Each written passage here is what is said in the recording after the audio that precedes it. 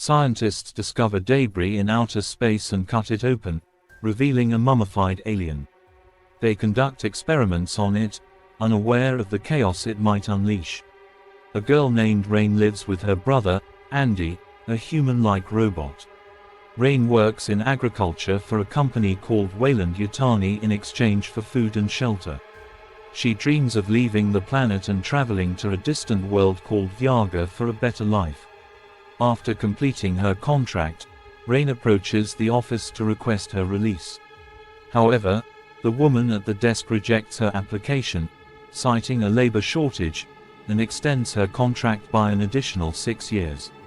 Disheartened, she sits with Andy, who comforts her. Just then, Rain receives a call from a friend who has discovered an abandoned Weyland-Yutani ship drifting above the planet. They learn the ship contains cryo-sleep pods, essential for the 9-year journey to Vyaga. The group of friends decides to break into the ship, hoping to steal the pods and escape to freedom. As they draw closer to the ship, they realize it will crash into the planet's rings in just 36 hours. Andy, equipped with advanced mechanical abilities, helps them navigate the ship's various flaws. Soon, they locate the escape pods, but to their dismay, they find that the pods lack sufficient fuel for the journey. Their system detects a cryo depot nearby, and they follow the radar to find the cryo chamber. When they attempt to remove one of the fuel cells, an accident occurs.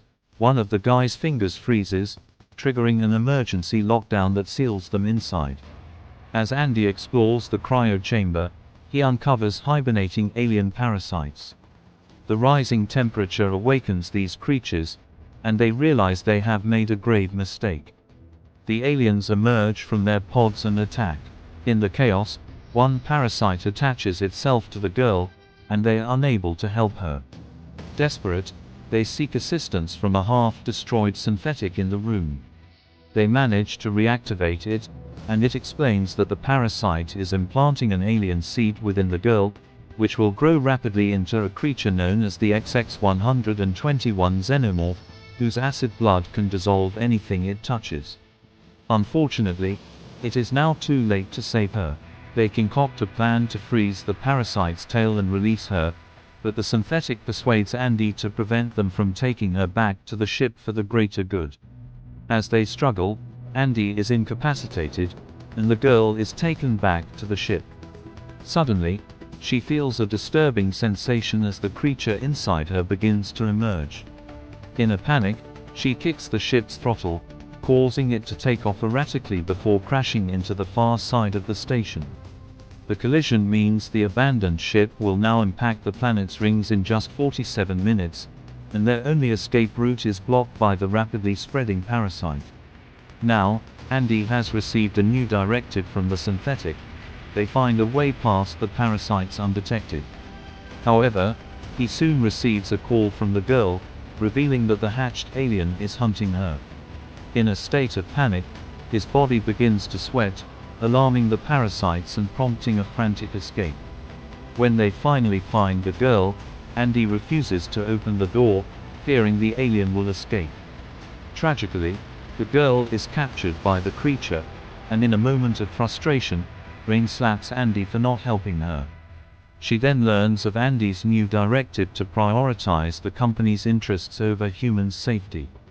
They enter the Romulus lab, where they find a non-Newtonian fluid bioengineered from the xenomorph's DNA, capable of accelerating or slowing its metabolism at will.